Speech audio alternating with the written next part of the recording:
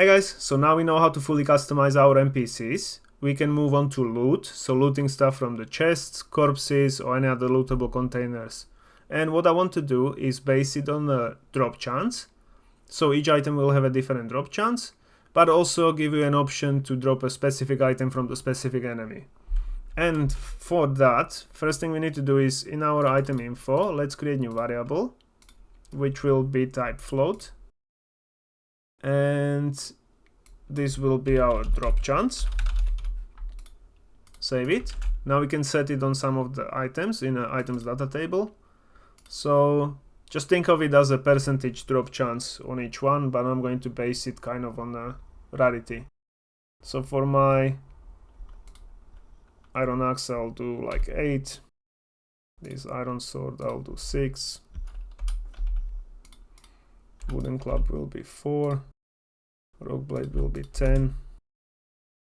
Steel helmet 5. Blade armor 3.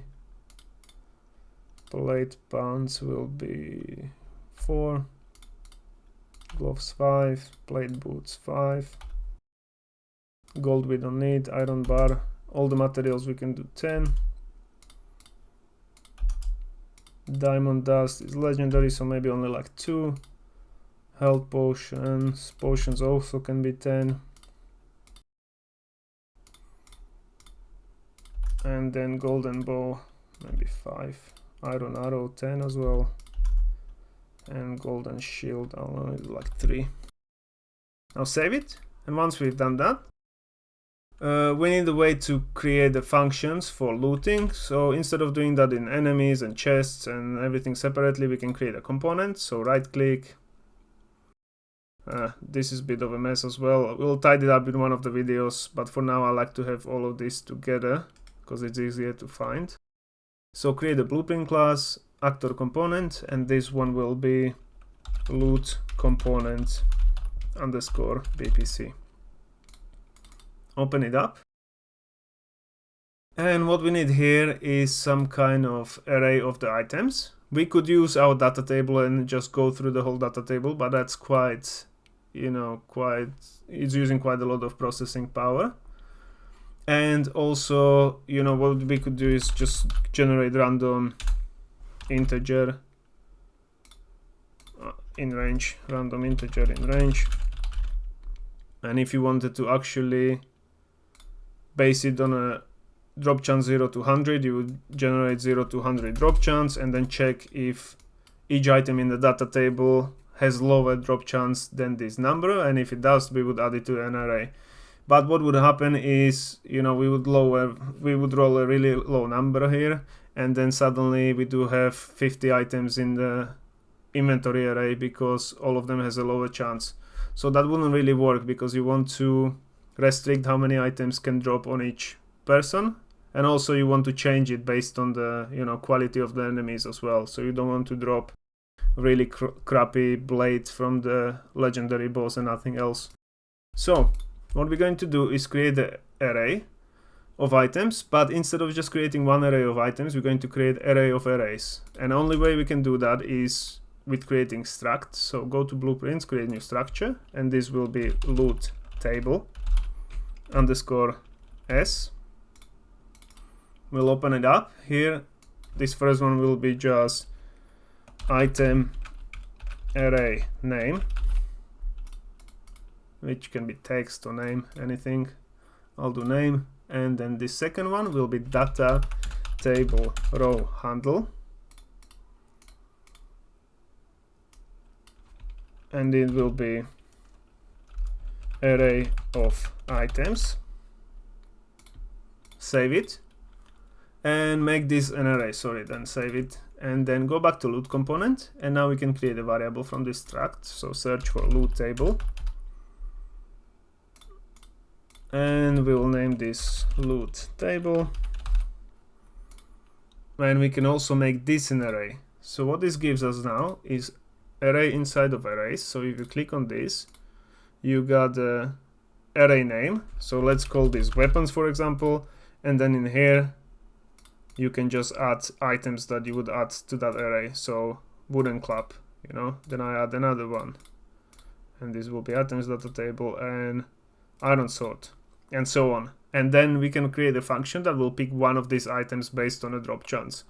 You know, so we could create multiple arrays. So if you want to, from legendary boss, drop, I don't know, one weapon always, you would drop it from this array. Then you would set up new array, which would be one potion, and then also maybe some materials, and so on. So we can create different arrays.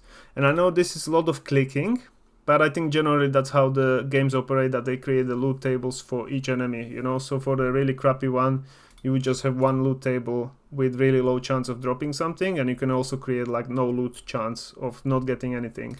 So that will make sense in a minute. What we're going to do first is we're going to create a function that will be generate loot.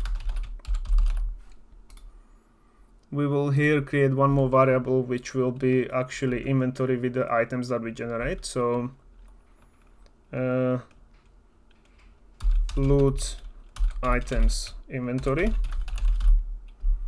but we need to change this to item info. So it will be same like player inventory, but it will be the items we will pass from this component. And in the generate loot, we will get this first loot table. We will do for each loop. So in each one of these, the array element is another array. So we need to break it open, and now we got array of elements. For that, we can do for each loop with break.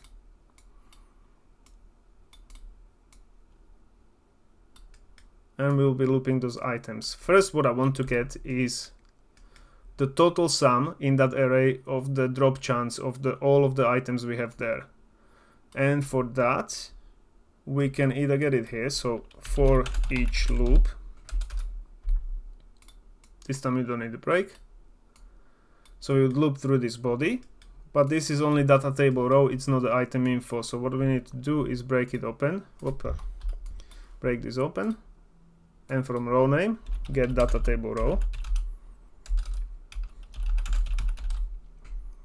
And once you have that, we will just select the items data table, and then we'll break this open, move this down, and from here we got the drop chance. We can promote it to variable, which will be drop chance sum, and we will get it, and we will add this drop chance and then set it. Okay, so from each array, it will first generate the drop chance, and then the way we're going to use that drop chance is we're going to here do random integer, not integer, float in range. This will be the maximum value, so we can just get this drop chance sum, and 0 will be minimum. And we can also set it, so promote it to variable, which will be random drop chance.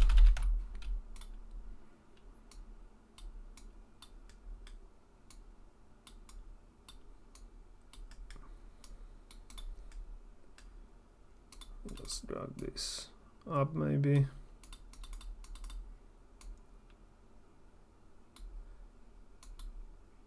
And now basically from all of the items in the array, we do have a total of drop chance. So what we can do from this here, from this array, we can break that data table row. We need to get this again, so get this, get data table row. It will be items dt, break it open, and now for each item we're going to check if the random drop chance is less or equal this drop chance here. And I'll explain it in a minute how it actually works, but first let's do a branch. Let's connect this one here, and let's connect this one here. And now if this is true, we will need to add item to this loot item inventory. So get it, add, and the item we're adding is right here.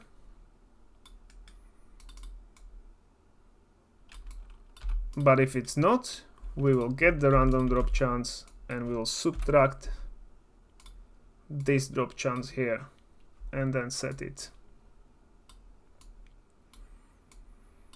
And what this whole thing does, so ignore the first for loop because we just need to, from the array, we will loop through all of the items. We'll get it drop chance from that array. So let's say we do have 3 iron swords, that's got like 6 drop chance. We will get the 18, which will be the total sum. And then we randomize it between 0 to 18, which may give us maybe 10, okay? It will give us 10. So let's say I'll comment it here, that random chance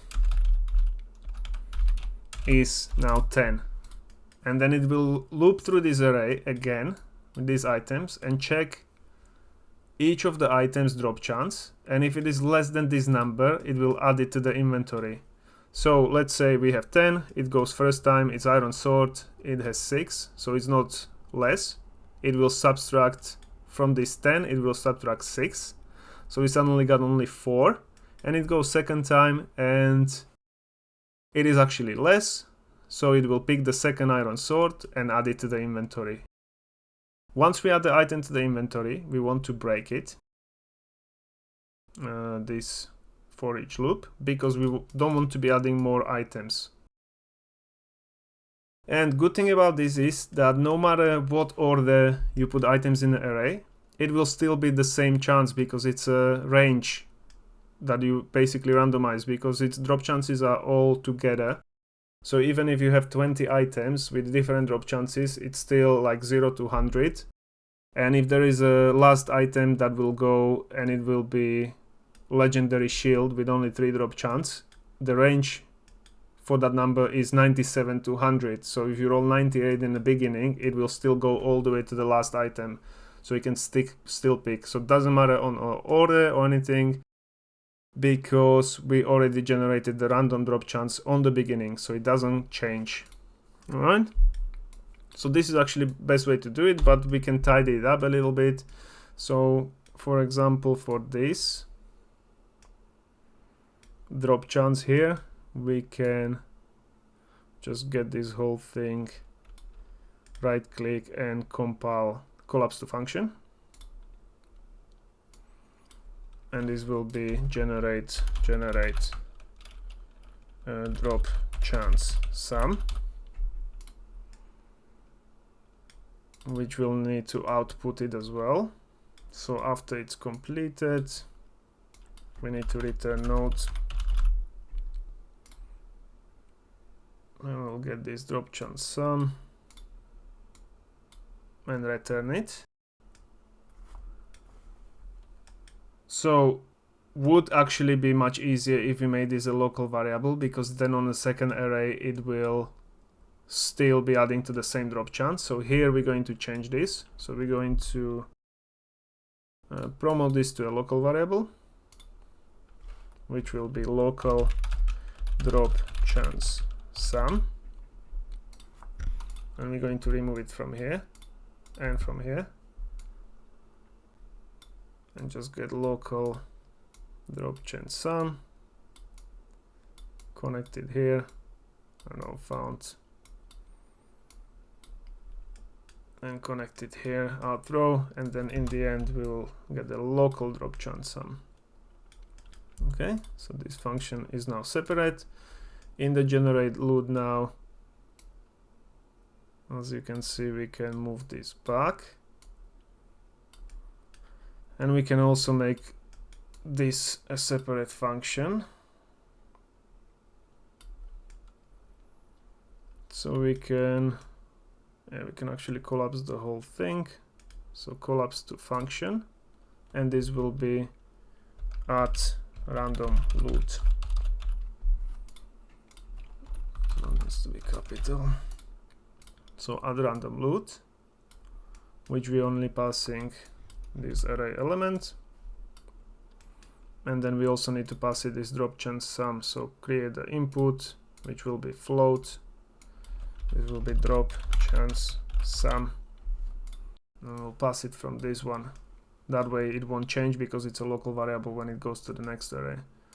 And from add random loot, this one we'll remove, we'll connect it to max, and random drop chance will,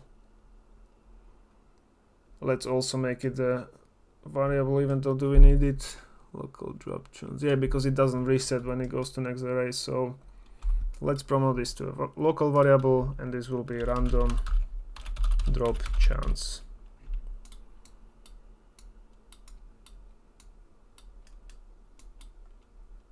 And we need to, it's a bit pointless, connect it here.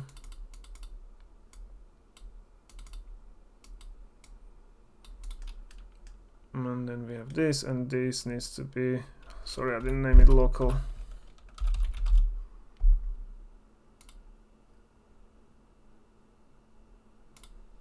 So local random drop chance. This is, what have I done? Strange, there we go. Local random drop chance. Local random drop chance. And set it here as well. And drop chance sum you remove. So we only left with this. So, just to recap, we do have a function that generates random loot. It will go through the first array. We can have a multiple ones. We only need to do this. We can do an exception that if there is items in the array, just in case. So this will be branch. And if this array of items length is greater than 0, just to prevent some issues that we might have. So if there's items in the inventory, it will do this. If not, it will go to the next array. And then now on completed, what else we have here? Input pin. This is the items array. And then once it goes through the first array, it will generate the sum from that array, and it will add random loot to the actually loot inventory, and it will go to the next array. So at the moment we can generate only one item, and it will always generate one item. Okay, so however you can add 4 arrays, it will always give you one item from each, so you can have 4 items. But sometimes we don't want to drop an item, so if you got really crap enemy, you maybe want to have a chance of not dropping an item. So what we're going to do in loot table struct, we're going to add one variable which will be no loot chance, and this will be a float, single. Save it. Now this is not docked, so we can do it here. And now in the loot component, we're going to generate drop chance sum. We're going to, maybe on the beginning we can get it.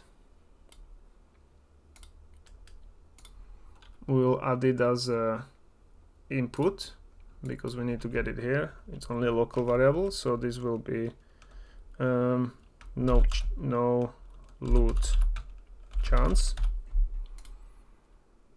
And we will add this one to this no loot chance and set it here.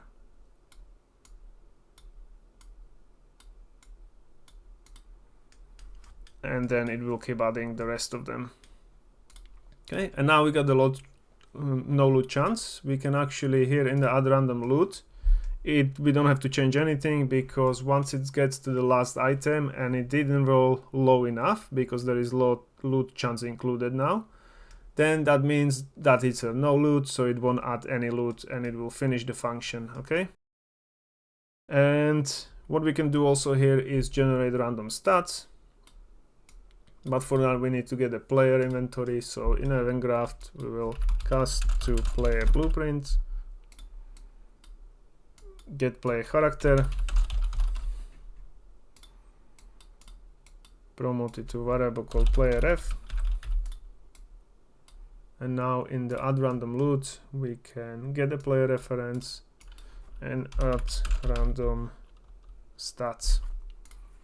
And this is, I'm probably going to change it in the next video to be a global function, because at the moment we do need to get a player reference and we're starting to use it quite a lot of places. So I'm going to make it a global function so we don't need to get player reference or anything. Okay, we'll change it probably next one. And here you just connect this one, this item info, you can disconnect it from here, connect it here, and this one will go to add with already generated random stats.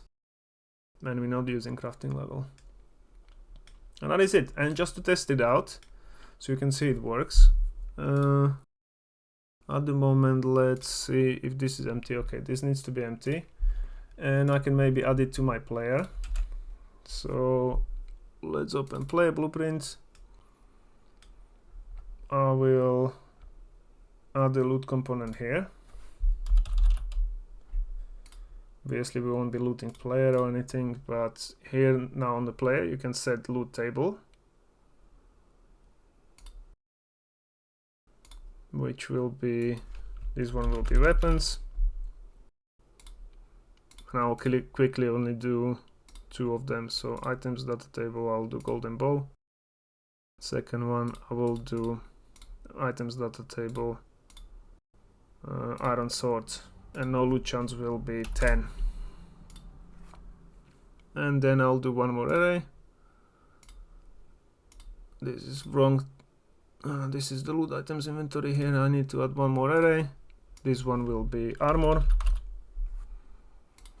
Array of items will be items data table and plate armor. No loot chance will be 10 as well. Or this one will be like 30. And then plate armor, the second one will be, I don't know, plate gloves. On this one actually I'm going to do only like 1 no loot chance, so it has higher chance of giving me an item. And now I do have these testing keys on the bottom where I create conditions. So on X I'm going to get the loot component, generate loot. From this generate loot I actually need that inventory so we can pass it to whoever is using it. So in the generate loot, here on completed, we now need to get the return node first, and we'll get this loot items inventory and pass it as a return value. Now I have it here. I can maybe set my inventory with it. So when I press X, I'll generate those items and add them to my inventory. So play the game. I press X. I open the inventory. I got 2 of these items. Okay, 1 from the blade, 1 from the weapons, and 1 from the armor. If I press X again, this time I got chest and a sword. I press X again. I do have golden bow and plate armor. Press X again. Let's see if the no loot actually works. 2, 4, 6, 8, 10 items. Okay, I do have golden bow. Everything seems to be working fine, but no loot is not working. Ah, okay, so a no loot chance I didn't actually pass to the function, so you generate loot. You can see here no loot chance needs to go to generate drop chance sum. Okay, now test it. X, I got these 2 items. X, I only got 1 item because the second one was no loot. X again, and no matter how many items you have, you can see that I have a chance which is only 3% of chance to drop, you know, but I dropped it here on the first time because I only had 2 items and a no loot chance which wasn't that high. But you know, as you can see on the boss enemies, you can do lots of legendary items. They all have a very low chance, but then you can add loot chance, no loot chance of maybe 50, and that will be much more likely to drop than actually legendary item. But sometimes you want to drop something specific, so you wouldn't do any loot, no loot chance, and you would just drop the item that you want to drop, right? And this is basically it for loot. Next one, I'll just make some adjustments, and we can also generate gold, and then we'll start opening. Maybe we'll create a chest or dead corpse or something. All right, I'll see you in the next one. Bye.